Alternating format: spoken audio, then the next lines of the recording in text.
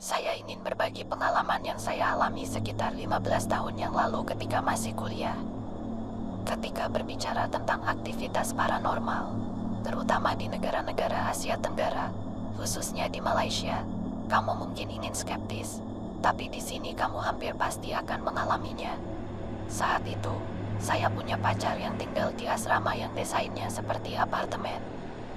Ada ruang tamu, dapur yang layak, kamar-kamar terpisah, serta beberapa toilet dan kamar mandi.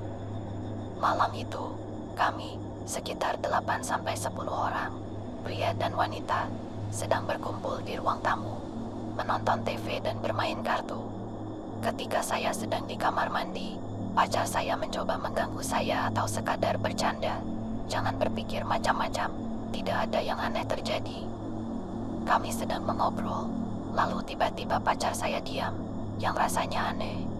Ketika saya keluar dan mencoba bicara dengannya, dia berdiri diam, menatap lurus tanpa suara.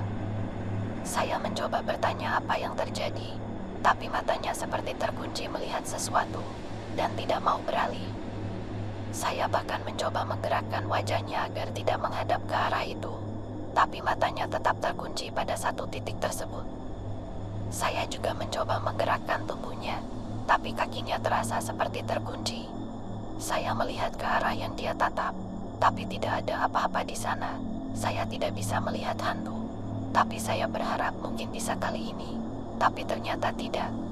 Ketakutan dan khawatir akan pacar saya mulai membacakan ayat-ayat Al-Quran kepadanya, tapi hanya berbisik ke telinganya.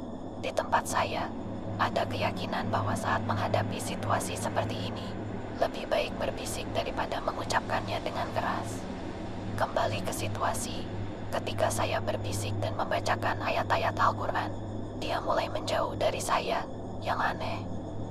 Itu satu-satunya reaksi yang dia tunjukkan sejak dia diam dan berdiri kaku.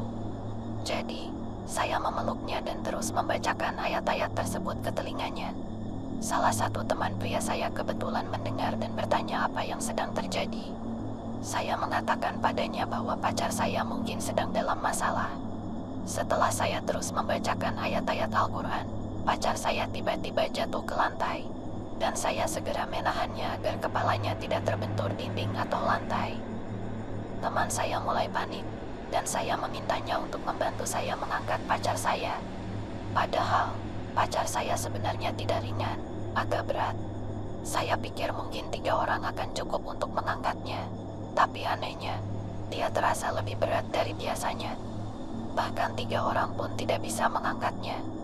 Kami hanya bisa membawanya beberapa langkah keluar dari kamar mandi dan ke ruang tamu, tapi dia masih terjatuh di lantai.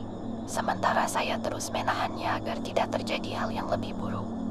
Saat ini, semua orang di asrama melihat apa yang terjadi, tapi saya mengabaikan mereka dan terus membacakan ayat-ayat Al-Quran.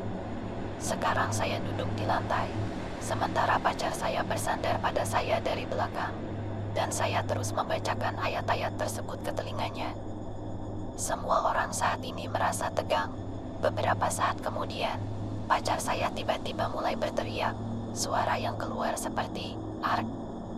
Tanda seru petik 2, suara yang kamu buat ketika sedang berjuang untuk melepaskan diri dari sesuatu. Tapi suaranya berbeda, lebih dalam dari suara biasanya, meskipun tidak terlalu seperti di film horor. Bukan hanya teriakannya, tapi juga pukulan telak ke wajah saya, yang saya abaikan dan tetap melanjutkan membaca. Setelah pukulan itu, dia terlihat sedikit tenang, tapi hanya sebentar. Inilah saat semuanya mulai menjadi aneh bagi semua orang di rumah.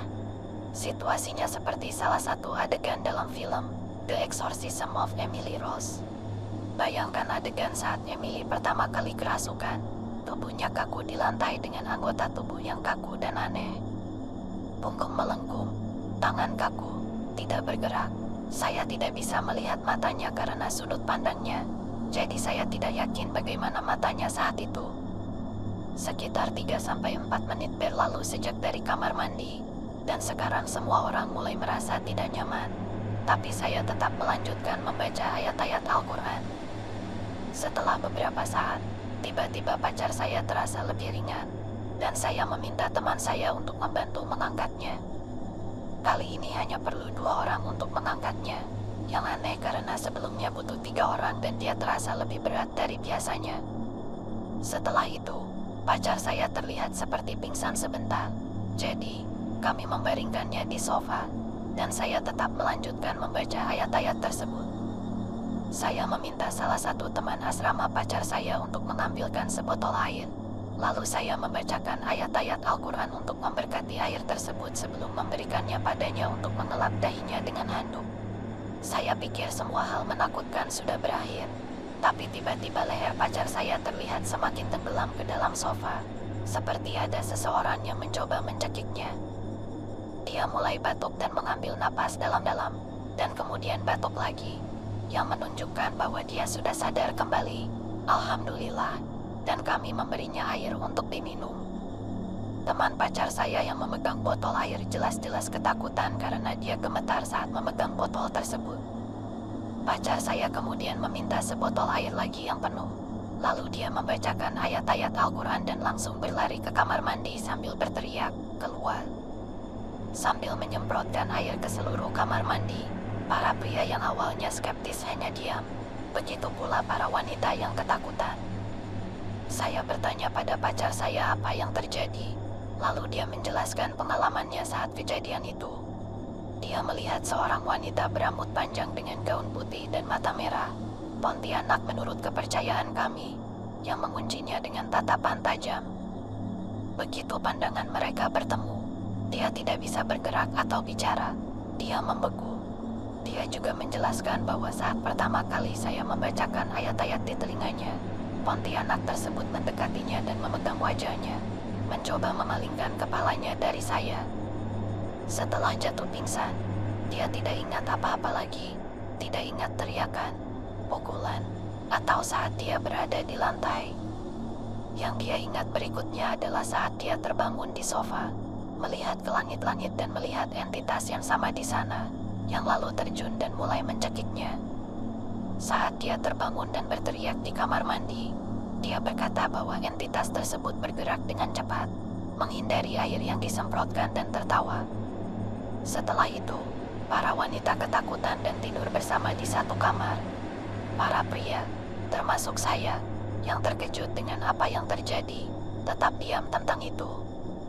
Sampai sekarang, tidak ada yang membicarakannya atau mendiskusikannya. Orang-orang yang saat itu mengetahui apa yang terjadi pasti akan merasa ketakutan atau skeptis. Terima kasih telah membaca, dan saya mohon maaf atas panjangnya cerita ini. Saya hanya ingin berbagi pengalaman ini dan melihat apa pendapat kalian. Bagaimanapun, tetaplah aman